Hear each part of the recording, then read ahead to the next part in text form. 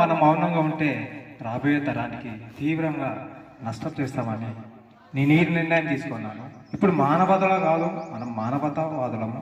ఇప్పుడు అందరూ రోడ్డు మీదకి వచ్చి మనం ఉద్యమం చేయాల్సిన అవసరం ఉంది, మన ఐక్యతను చాటాల్సిన అవసరం ఎంతైనా ఉందని ఈ సందర్భంగా తెలియజేస్తున్నాను.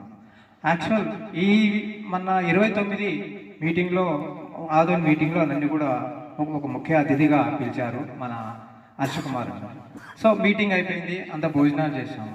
తదుపరి కార్యక్రమం ఏంటంటే మన సాయిరామ్ గారు, మన మహానంది గారు వచ్చి అన్న మనం రాయలసీమ స్థాయిలో ఒక మీటింగ్ పెడితే చాలా బాగుంటుంది, మన ఐక్యతను చాటిన వాళ్ళు అవుతాము, మన స్ట్రెంత్ని తెలియజేసిన వాళ్ళు అవుతాము. మన ఐక్యత లేదు, మనం స్ట్రెంత్ చూపించలేకపోతున్నాము. అందరూ మాలలు లేరు అనే అభిప్రాయాన్ని వాళ్ళు వస్తున్నారు. ఈ అభిప్రాయాన్ని మనం బ్రేక్ చేయాలంటే మనం భారీ బహిరంగ సభ పెట్టాలి, అది ఎస్టీబీసీ మైదానం అయితేనే బాగుంటుంది అని చెప్పారు. అదే విషయం నేను హర్షకుమార్తో కూడా చర్చించాను.